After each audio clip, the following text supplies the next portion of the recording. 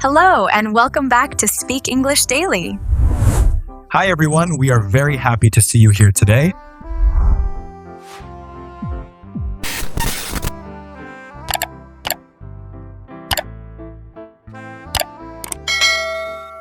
Hello, everyone, and welcome back to Speak English Daily. Today, we're talking about something that sounds a little old-fashioned, but is still very relevant: how to talk like a gentleman on a date. Mike, when people hear the word gentleman, what do you think comes to their minds? I think many people imagine a man wearing an expensive suit, opening doors, speaking in a very formal way, and using words that nobody uses in daily life.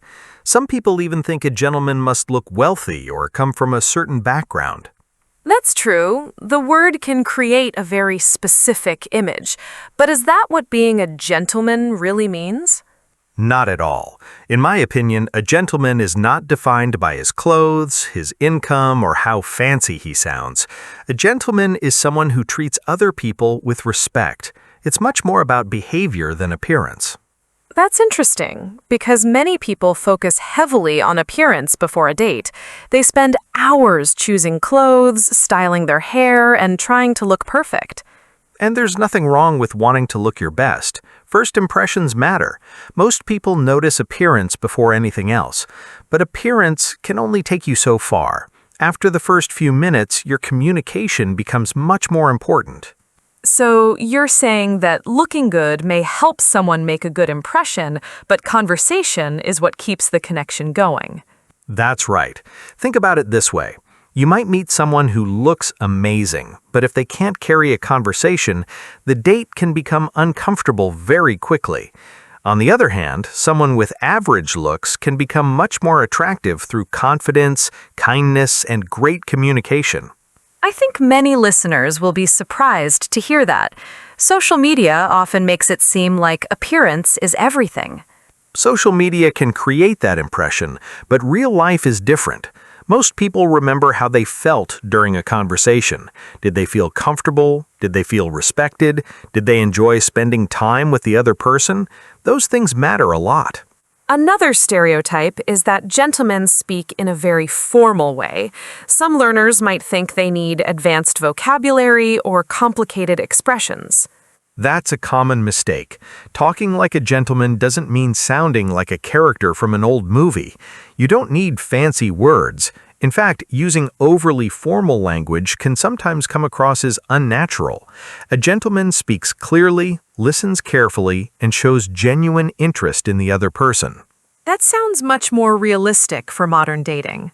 It is. Dating has changed over the years. In the past, there were stricter social rules. Today, people usually want authentic conversations. They want honesty. They want someone who is respectful, but also relaxed and approachable. So being a gentleman is really more about attitude than style. I would say that's the heart of it. A gentleman doesn't try to impress people by pretending to be someone else. He makes others feel comfortable, valued, and heard. That's what leaves a lasting impression long after the date is over. That leaves me wondering about something, Mike. If being a gentleman is really about making someone feel comfortable and respected, what's the biggest mistake men make when they're trying to do that on a date? I think the biggest mistake is surprisingly common. Many men spend the entire date talking about themselves. They talk about their job, their achievements, their plans, their experiences, and sometimes they barely notice whether the other person is getting a chance to speak. But isn't it important to share things about yourself? A date is supposed to be a chance to get to know each other. Of course, sharing is important. The problem starts when sharing becomes performing. Some people walk into a date thinking they need to prove their value. They feel pressure to impress the other person, so they start listing accomplishments instead of building a connection. I can see that happening. Still, confidence is attractive. Most people don't want to go on a date with someone who seems unsure of themselves. I agree completely. Confidence is attractive, but confidence and showing off are not the same thing. A confident person doesn't need constant approval. They don't feel the need to mention every success they've ever had. They trust that their personality will speak for itself. That's a good distinction. Think about two different people. One person keeps saying, I earned this much money, I know important people, I've traveled everywhere. The other person shares stories naturally and asks thoughtful questions. Which one would be easier to spend an evening with? Definitely the second one. Most people would choose the second person. That's because dates are not competitions, they're conversations. When someone tries too hard to impress, it can create distance instead of attraction. Another thing I've noticed is that some dates feel like job interviews. That's another major mistake. Someone asks question after question without really exploring the answers. Where do you work? What do you do for fun? Where did you study? What's your favorite movie? After 10 minutes, it feels like paperwork. I think many people do that because they're worried about awkward silence. You're right. Nervousness causes a lot of these problems. People often think they must keep talking every second. As a result, they either ask endless questions or start oversharing. What do you mean by oversharing? Sharing deeply personal information too early. Sometimes people reveal every relationship problem, every family issue, and every life struggle within the first 30 minutes. They aren't trying to be inappropriate, they're simply nervous. So nerves can make people talk much more than they normally would. Absolutely. When we're uncomfortable, we often stop paying attention to the flow of the conversation. A gentleman understands that communication is a two-way street. He shares, listens, responds, and remains curious about the other person. That's a valuable reminder. Before we continue, if you're enjoying this conversation, don't forget to like the video, subscribe to the channel, and leave a comment below. We'd love to hear your thoughts. And remember, the goal of a date isn't to impress someone with a speech. The goal is to create a genuine connection through balanced conversation. Creating a genuine connection sounds great in theory, but I think some listeners might be wondering what that looks like in practice. If asking too many questions can feel like an interview, how can someone keep a conversation flowing naturally? A great place to start is by asking better questions. Not more questions, just better ones. The quality of a question often determines the quality of the conversation that follows. What makes a question better? Usually open-ended questions. These are questions that encourage someone to share a story, an opinion, or an experience. They invite a longer response instead of a simple yes or no answer. Can you give us an example? Sure. Imagine you're talking about travel. A common question is, do you like traveling? There's nothing wrong with it, but it often leads to a short answer. Something like, yes, I do. Exactly. Then the conversation can stall. A stronger question would be, what's the most memorable place you visited? Now the other person has an opportunity to tell a story. They might describe a beautiful city, an unexpected adventure, or a funny experience. I can already see how that would create a more interesting conversation. And once they answer, the next step is even more important. Listen carefully and follow up naturally. I think many people miss that part. They do. Sometimes people are so focused on their next question that they don't fully hear the answer. Let's say someone says, the most memorable place I visited was Japan because I got lost in Tokyo during my first day there. That's already giving you several directions for the conversation. Right. Instead of jumping to another topic, you could ask, what happened when you got lost? Or what was your first impression of Tokyo? Those follow-up questions show genuine interest. It makes the conversation feel more personal. And more enjoyable. People appreciate being listened to. One of the most attractive qualities on a date is making someone feel that their words matter. That's probably why rapid-fire questioning feels uncomfortable. It doesn't leave much room for real discussion. Exactly. Some people move through questions so quickly that the conversation feels rushed. Favorite food, favorite movie, favorite hobby, favorite season. It starts sounding like a survey. I've definitely experienced conversations like that. Most of us have. A good conversation isn't about collecting information. It's about exploring ideas and experiences together. If someone mentions they love photography, don't immediately switch topics. Stay there for a moment. Ask what they enjoy photographing. Ask how they became interested in it. So depth is often better than speed. Very often. You don't need 20 different topics in one evening. A few meaningful discussions can create a much stronger connection than a long list of surface-level questions. A gentleman isn't trying to fill every second with words. He's paying attention, responding thoughtfully, and allowing the conversation to develop naturally. Listening carefully seems to be a recurring theme here.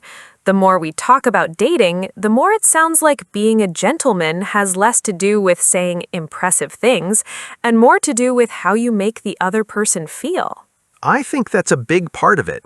One of the most important things a gentleman can do on a date is create an atmosphere where the other person feels comfortable.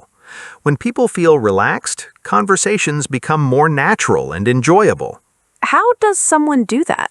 It starts with respect. Respecting boundaries, respecting opinions, and respecting personal space. Sometimes people become so focused on making a connection that they forget the other person may need time to open up. That's true. Not everyone feels comfortable sharing personal details right away. And that's perfectly normal. A gentleman doesn't pressure someone into discussing topics they aren't ready to discuss. If a person gives a short answer or changes the subject, that's often a signal that they would rather talk about something else. So, paying attention to social cues is important. Extremely important. Communication isn't only about words. People's expressions, tone of voice, and level of enthusiasm can tell you a lot. If someone lights up when talking about a certain topic, that's usually a good sign to continue exploring it. If they seem uncomfortable, it's wise to move in a different direction. That requires paying attention instead of just thinking about what you're going to say next. Exactly. And another important thing is giving people space to speak. You'd be surprised how many people unintentionally dominate conversations. Have you ever seen that happen on a date? I have, and I actually have a story about it. A friend of mine went on a first date a few years ago. Before the date, he was very nervous. He wanted everything to go well, so he prepared topics in advance. That sounds reasonable so far. The problem was, once the date started, he never stopped talking. He spoke about work, his university years, his hobbies, his travel plans, his fitness routine, and even his future goals. He filled every silence immediately. Oh no. The funny part is that he thought the date was going wonderfully because there were no awkward pauses. Later, he realized that the woman barely had an opportunity to contribute to the conversation. That's a painful realization. It was. He wasn't rude, arrogant, or unfriendly. He was simply nervous. But from her perspective, it probably felt like she was attending a presentation rather than participating in a conversation. That's a great example because many people can probably relate to it. I think so. Most conversational mistakes come from anxiety rather than bad intentions. That's why it's helpful to slow down occasionally and ask yourself a simple question. Is this a conversation or a monologue? That's a useful question to remember. It really is. A gentleman understands that great conversations involve two people. He doesn't rush to fill every silence. He allows room for thoughts, stories, opinions, and reactions. Sometimes the most respectful thing you can do is pause, listen, and let the other person have the floor. I like that idea of allowing the conversation to breathe. But let's talk about something that can make a date much more enjoyable when it's done well: humor.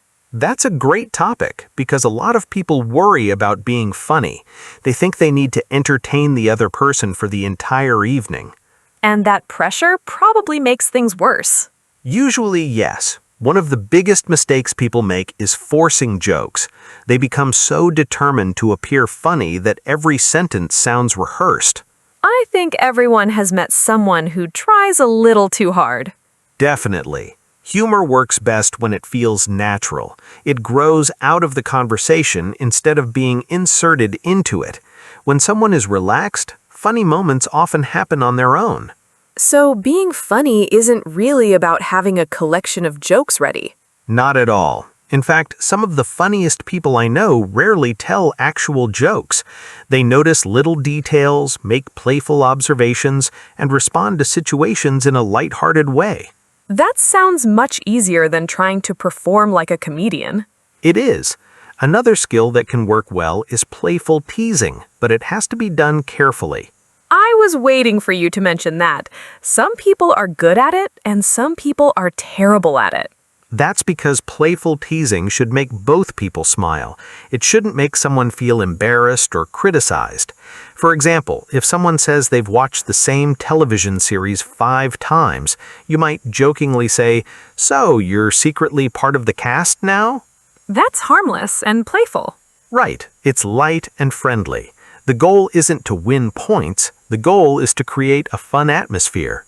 What about laughing at yourself? I feel like that's an underrated skill. I completely agree. Being able to laugh at yourself shows confidence. It tells the other person that you're comfortable with who you are. If you accidentally say something silly or make a small mistake, you don't need to panic. Sometimes those moments become the funniest parts of the date. That's much better than pretending to be perfect. Nobody expects perfection. In fact, trying to appear perfect can make someone seem distant. A little self-awareness is often more attractive. Speaking of trying too hard, can we talk about bad pickup lines for a moment? We absolutely can. Some of them are legendary for all the wrong reasons. Please give me an example. How about this one? Are you a magician? Because whenever I look at you, everyone else disappears. Oh, that's painful. Here's another. Did it hurt when you fell from heaven? Mike, I think I physically felt that one. Exactly. The problem with lines like those isn't just that they're old. They often sound insincere. Most people would rather hear a genuine comment than a memorized line. That makes sense. At the end of the day, humor isn't about impressing someone with clever lines. It's about being relaxed, enjoying the moment, and sharing a few laughs together. When you're comfortable being yourself, humor tends to appear naturally, and that's usually when it's at its best. I think a lot of listeners will appreciate hearing that they don't need a collection of clever lines to have a good date. But that brings up another question. What should people actually talk about? That's one of the most common concerns. Many people aren't worried about meeting someone new, they're worried about running out of things to say. The good news is that there are plenty of topics that naturally lead to interesting conversations. Let's start with one of the classics, travel. Travel is great because it often comes with stories. Instead of simply asking whether someone likes traveling, you can ask about memorable places, unexpected adventures, or destinations they hope to visit someday.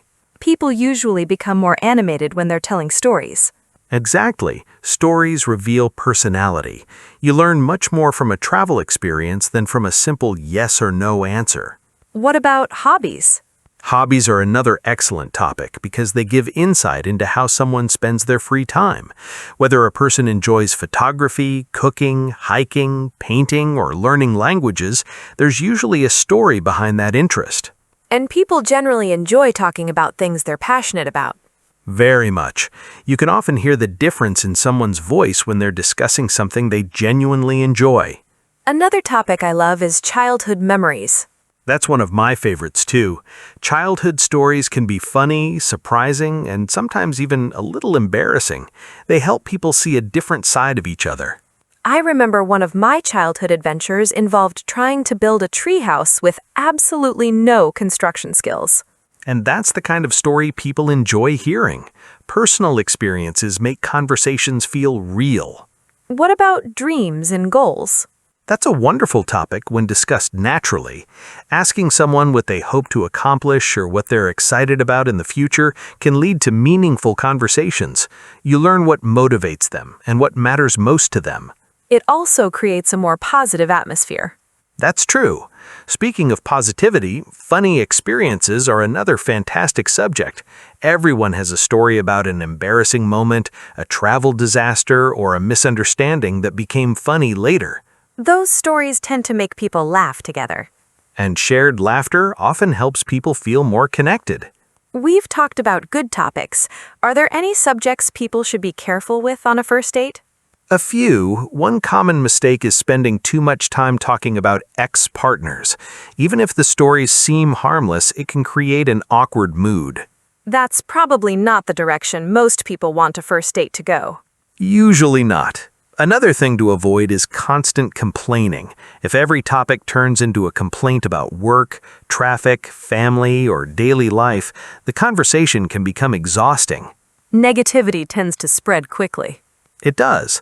And while respectful disagreement is fine, diving into highly controversial debates too early can sometimes create unnecessary tension. The goal isn't to avoid important topics forever. The goal is to build comfort and connection first. So the best conversations are often personal, positive, and story-driven. That's a great summary. When you focus on experiences, interests, memories, and future goals, you create opportunities for genuine connection, and that's what makes a date memorable. Memorable conversations sound wonderful, but let's be honest for a moment. Even good dates can have awkward moments. Absolutely. In fact, awkward moments are completely normal. The difference is that some people panic when they happen, while others handle them calmly. I think many listeners would love to know what a gentleman says when a conversation suddenly becomes uncomfortable. The first thing to remember is that silence isn't always a problem. Many people treat every pause like an emergency. That's true. The second a quiet moment appears, they rush to fill it. Exactly, but a brief silence can be natural. Instead of panicking, you can simply smile and take a moment to think. Confidence often means being comfortable with short pauses. So silence doesn't automatically mean the date is going badly. Not at all. Let's do a quick example. Sounds good. Imagine we've been talking for a while and suddenly there's a pause. Okay. Instead of looking nervous, I might say, "I've really enjoyed hearing your stories today. That travel experience was fascinating." That feels much more natural than desperately searching for a random topic. Right. It acknowledges the conversation while gently moving it forward. What about making mistakes? Everyone says the wrong thing sometimes. That's another situation where staying calm helps. Let's imagine I accidentally mix up a detail you've already told me. Such as forgetting where I grew up? Exactly. And then I say, actually, I told you I grew up in a small town, not in the city. A gentleman doesn't become defensive. He might simply say, "You're right, my mistake. Thanks for correcting me." Simple and mature. Very simple. Small mistakes usually become awkward because people try too hard to explain them. That's a good point. Now let's talk about disagreements. That's an important one. Two people won't agree on everything. The question is how they handle those differences. Let's do another example. Great. Suppose you say, "I think working remotely is much better than working in an office." And maybe you disagree. I might respond, "That's interesting. I can understand why many people prefer it. Personally, I enjoy being around colleagues, but I can definitely see the benefits of remote work." Notice that you didn't say you're wrong. Exactly. A gentleman doesn't treat every disagreement like a debate he must win. He's interested in understanding different perspectives. I think that's a valuable skill, both on dates and in everyday life. I agree. Another useful phrase is, "I never thought about it that way." It shows openness and curiosity. So whether it's silence, mistakes, or disagreements, the secret is remaining calm. That's really what it comes down to. Awkward moments aren't dangerous. They don't ruin dates. What often creates problems is overreacting to them.